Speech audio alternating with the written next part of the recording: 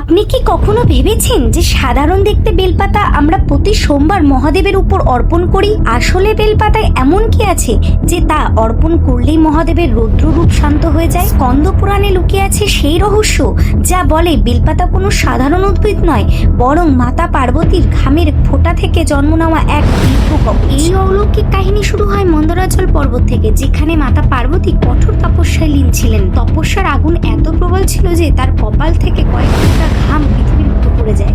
সেই দিব্য ফোঁটা থেকে জন্ম নেয় এক আশ্চর্য বৃক্ষ, যাকে স্বয়ং মা পার্বতী বিল্ব বৃক্ষ নাম দেন। কিন্তু থামুন, এই বৃক্ষের আসল শক্তি তার বাহ্যিক রূপ নয়, বরং তার প্রতিটি কণায় বিরাজমান দেবত্ব। স্কন্দ পুরাণ অনুযায়ী বেলগাছের শিকড়ের স্বয়ং মা গিরিজা ও রাধারানীর বাস। এই কাণ্ডে দেবী মহেশ্বর এবং এর ডালপালায় দক্ষায়ণী শক্তি প্রবাহিত। এমনকি এর পাতায় মাতা পার্বতী এবং এর ফলে সশরীরে দেবী কাত্যায়নী বিরাজ করেন। আপনি কি জানেন এই তীক্ষ্ণ কাঁটাতেও কোটি কোটি শক্তি পাহারা রয়েছে বলে মানা হয়? এখন প্রশ্ন, মহাদেবের কাছে এটি এত প্রিয় কেন? মহাদেবের স্বভাব অগ্নিময় ও রৌদ্ররূপী। তিনি বিশ্বের প্রভাব ও সমগ্র ব্রহ্মাণ্ডের শক্তি নিজের মধ্যে ধারণ করে আছেন।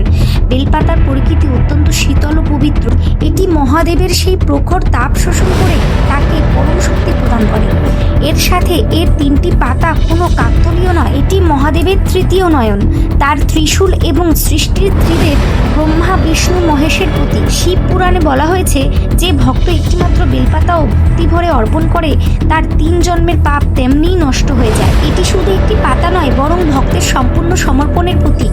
তাই পরের বার যখন আপনি বেলপাতা তুলবেন বা অর্পণ করবেন, মনে রাখবেন আপনি প্রকৃতির একটি অংশ নয়, বরং স্বয়ং শক্তির রূপ মহাদেবকে নিবেদন করছেন। আর যদি আপনি মহাদেবের এই দিব্য শীতলতর ভক্ত হন, তাহলে অবশ্যই কমেন্টে লিখুন হর হর মহাদেব।